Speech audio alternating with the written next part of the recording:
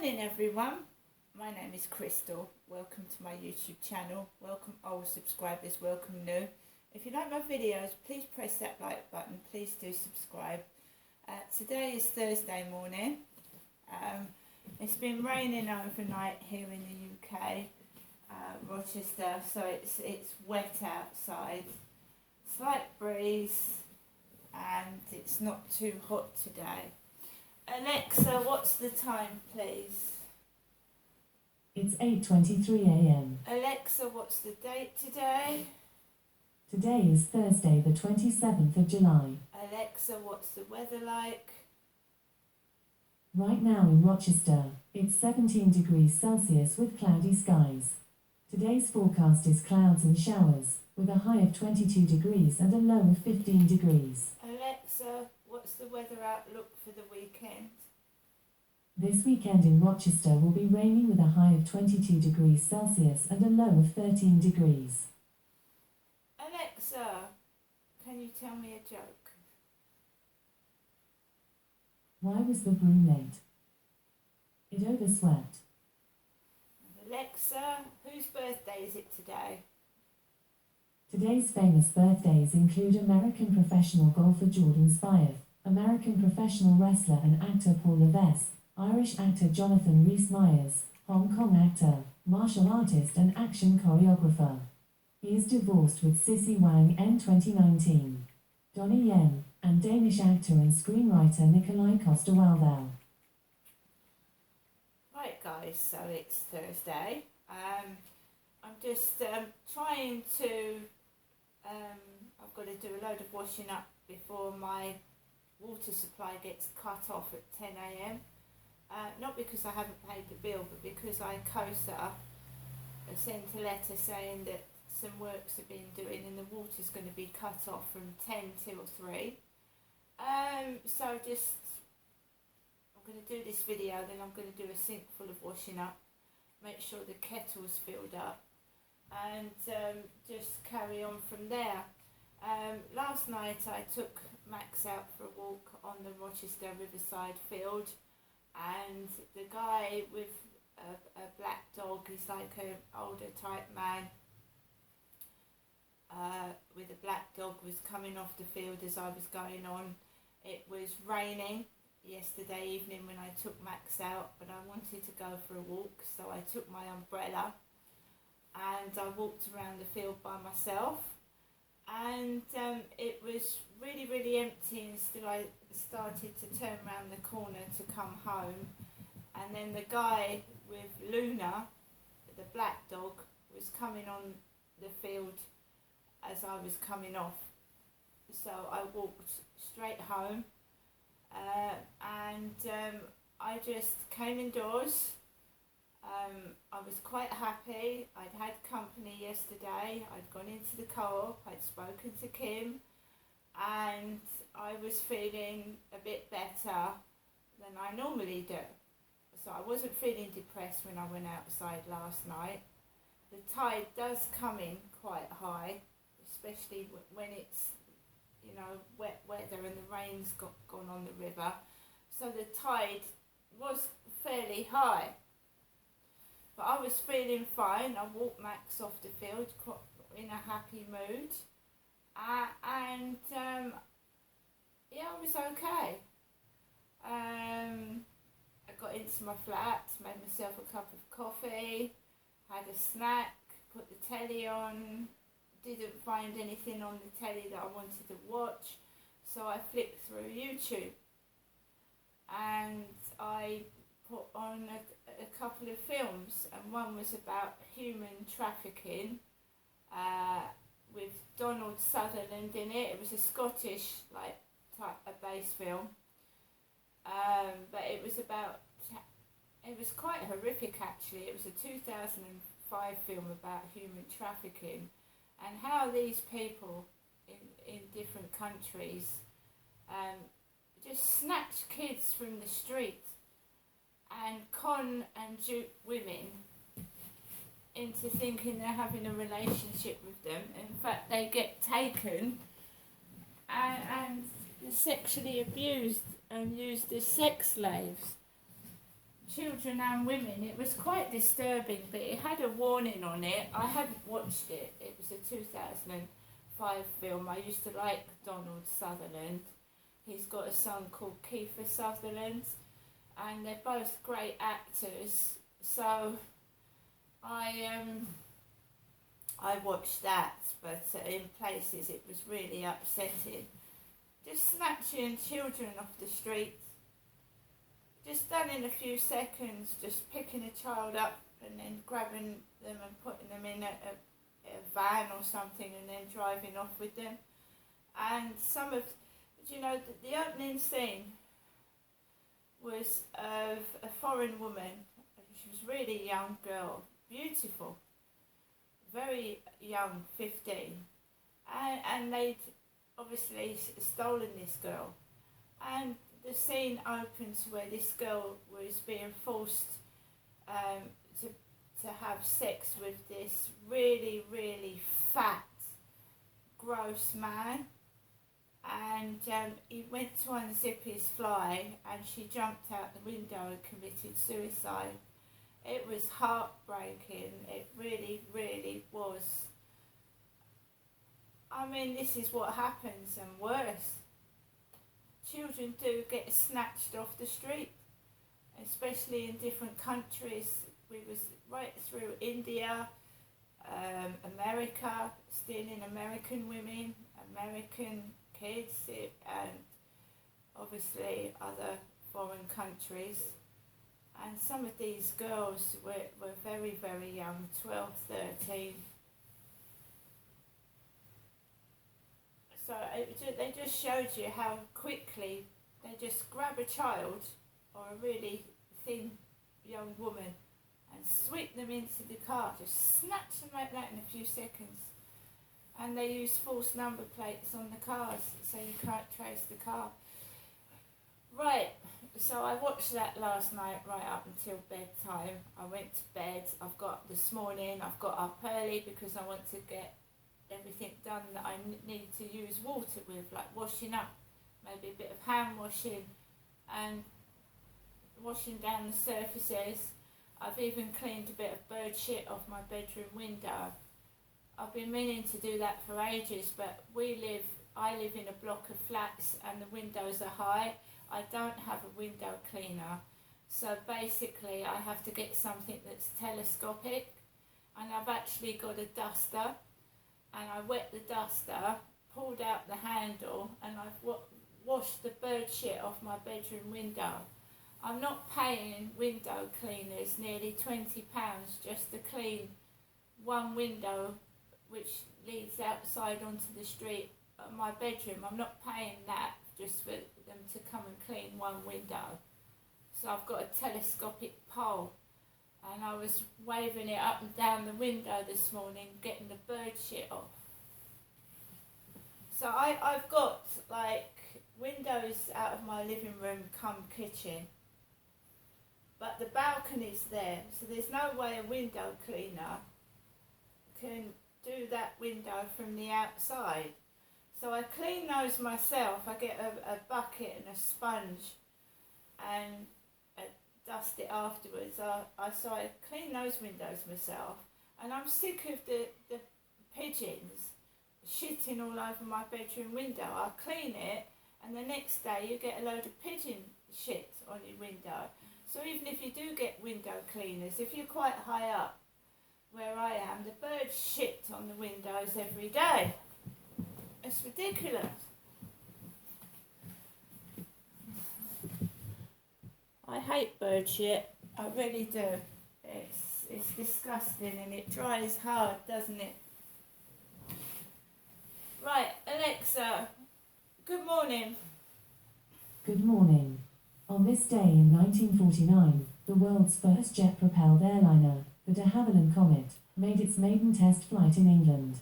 The jet engine would ultimately revolutionize the airline industry, shrinking air travel time in half by enabling planes to climb faster and fly higher. Right, so let's hear a bit of the radio. Let's see what news there is. Alexa, LBC Radio. LBC London from Global Player. £10. It puts the results down to a change in Ofgem's rules following allowing suppliers to claw back costs incurred during the energy crisis. A man cleared of rape after 17 years in jail has dismissed an apology from Greater Manchester Police. Andrew Malkinson, who was convicted in 2003, served an extra 10 years because he maintained his innocence. The Co-op has reported a rise in a third of crime, shoplifting and antisocial behaviour in its shops. Figures released by the retailer show there were 175,000 such cases in the first 6 months of the year. LBC weather: cloudy with outbreaks of rain and drizzle in places, sunny spells developing later, a high of 24 degrees. This is LBC. Canary Wharf works for long summer days. Explore everything our unique urban neighbourhood has to offer. From great food, outdoor art, sports, music and events to acres of parks, gardens and waterside boardwalks. Take the plunge with open water swimming. Challenge friends and colleagues with indoor go-karting, go-boats, fair game and basketball. To discover more, download the Canary Wharf app. Because summer feels better in the Wharf. Searching for a holiday? Here's an idea. Right, so it's adverts at the moment, so we can't do much about that. Probably nip back to that later on. Just going to check my phone for answer phone messages, and I'll check my emails. I've had no messages off of dating sites, which I can't say is not a bad thing, that's a good thing. So I have not been pestered today or yesterday evening.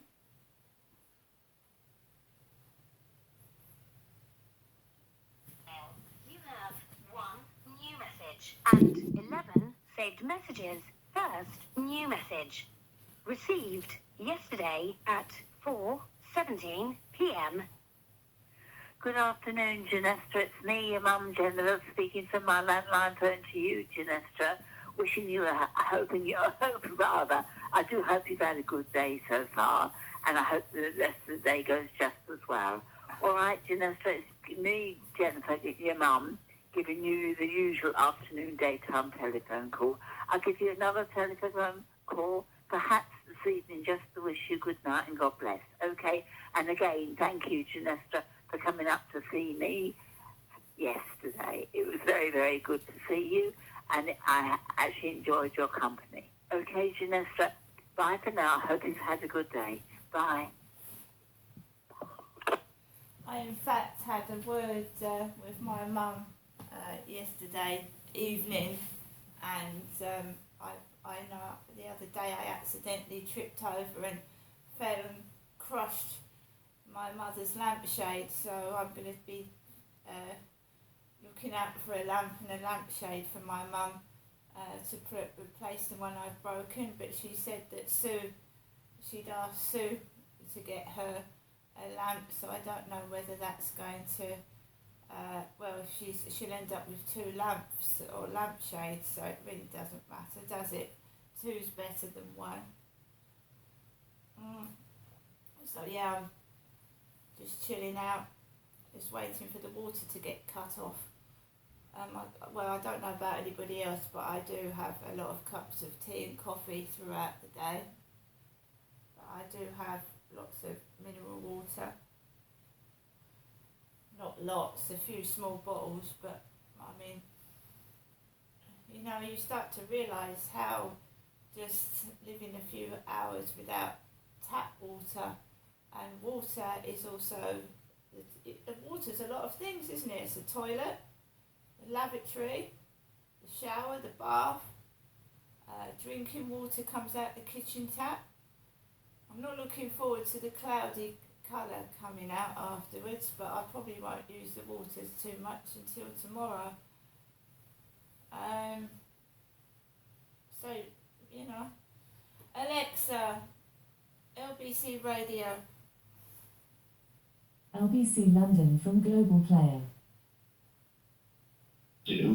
What do we take from this? Why are you One of the first tenets of the oath is that the doctor will do his patient no harm. First do no harm. Well, patently going on strike is going to do patients Carl, my partner was waiting a month for having stents done, and not a month, 3 months I was talking about. They were finally done on Monday, very successfully, but he could have had a massive coronary in the interim. Right. Very lucky he didn't.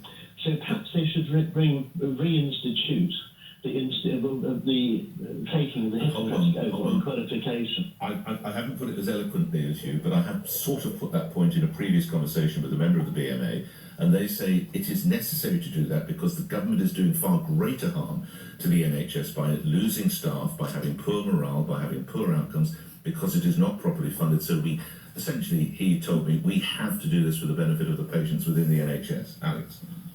But individually, if the doctor has taken this oath to do his patient no harm, he cannot go on strike, surely. I think they should refuse to sign death certificates or cremation certificates. The undertakers wouldn't be very happy with bodies. Oh, but come on, you've got to bury granite. Living. That's horrible for the family, isn't it? Yes, but at least living patients wouldn't be suffering. Always enjoy speaking with you, Alex. Thank you for that. More calls coming. Let's take one more before we move on. We're going to be talking about police. Sadly, a similar theme, actually. People leaving, not the NHS, but the police forces. David in Mill Hill. David, your reaction. Who's, I hate to use the word blame, who should be behaving more responsibly, the doctors or the government? Good morning, Nick. Hello, sir. First of all, I would say, first of all, the Conservatives are working their way to losing the next election by their behaviour towards the doctors. This is ridiculous. How long does a barista train to be able to earn £15 an hour, which is the same as a doctor? Yeah, it's just ludicrous, absolutely ludicrous. Excuse me, I mean, I would say they don't then enjoy the pension facilities that are handed to it, which, by the way, they deserve. If you've been slaving away as a junior doctor in a hospital for 30 years, you deserve a pretty healthy pension. The man or woman who's going to make you your cafe latte today does not. That's what, and we fund, of course, the doctors' pensions, quite rightly. Yeah, but in real terms, they still need to live properly, and they can't live properly on the money that they're getting. It's as simple as that, and they have to be a special case for doctors. We rely on them. They're the ones that save our lives. I've been in hospital 2 times. So do the ambulance drivers, so do police officers, so do firefighters. They save lives. Okay, hold on a minute. But we're talking about their hourly rates. Do the ambulance doctor get the same rates as the junior doctors? Do you know? No, it won't be as much. I doubt it. I thought they got 30,000 a year when they started, the ambulance drivers. Yes, but bear in mind, doctors are going to make their way to £60,000, which again, I'm not saying that that's a king's ransom. It's not. But it's a very dangerous game just to say that they have, effectively, they have a totally different, because it's not fair to the coppers either, is it? Well, it depends how much and how they're all earning. I'm saying they're all earning the same amount per hour. All right, I hear what you're saying, David. Honestly, I think your fixation with hourly is understandable, but slightly misguided. You're not taking into account, and I know that they obviously, the medical staff, they have, quite rightly, good pension provision after they've slaved for decades in hospitals, as they should have. And the man or woman working at Costa or Starbucks or Eat or wherever you want to get your coffee today doesn't have that. I'm grateful. We must move on to other stories, David. Thank you for your input. 8:40 is the time. Now let's go to another crucial service, the police, and record numbers of police officers are quitting their jobs at forces up and down England and Wales. Oh boy, there's a load of numbers here. Let's try and shorten this a little bit. In the year to March, nearly 5,000 officers left after a voluntary resignation. Let's just get to the headlines here. That's the highest number since records began 16 years ago. And let's finish on this, and is up 32% on the previous year. That'll do it. 5,000 go, highest in 16 years, up albeit a third, 32% on the previous year. Speaking on LBC last night, Steve Hartshall, who chairs the Police Federation, acting for officers in England and Wales, explained why this might be. You speak to colleagues across the country, some police officers won't say they're a police officer anymore. They're almost ashamed to say it because they know the vitriol they're going to get back for being labelled for the sins of other people. And obviously what those officers did is absolutely heinous and should never have taken place. But the vast majority of cops are decent, upstanding, do an incredibly brave job day in, day out.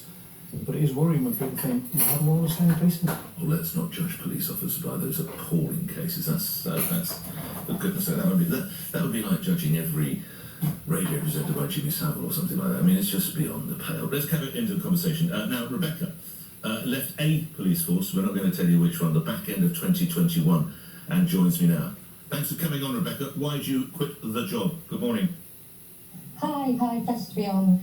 I think I quit the job for a number of reasons. I think when I joined the police, I sort of looked at the offer of what policing could give me, and I knew that pay and potentially good hours weren't going to be up there. But I thought I was going to get the sort of the ability to make a difference, the ability to move up the ranks or move across the different units to get further specialisms.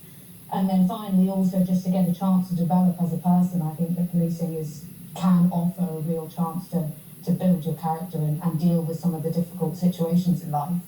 And I think over time I realised that the last three I wasn't getting either. And given that I know that there are plenty of other opportunities out there in the market, whether that's in the public sector or in the private sector, I decided effectively that enough was enough and I should probably am better off elsewhere. How long were you doing the job? 3 years. When did you start to become disenchanted with it? I think probably about a year and a half in. I think I really take my hat off to all the police officers who stay in. I think it requires a lot of patience and it requires a lot of trust in the system, and I didn't have that, and I realised that the system wasn't going to change to the way that I necessarily wanted it to be, and it certainly wasn't going to change overnight, and I had to debate whether it was worth me staying in and trying to make a difference from inside, or going out and trying to collect the skills elsewhere that could potentially be used in the future to help shape the system in the way I wanted it. Here's a question. How much was this influenced by the fact that you're a woman? Do you think it would have been different if you were a bloke?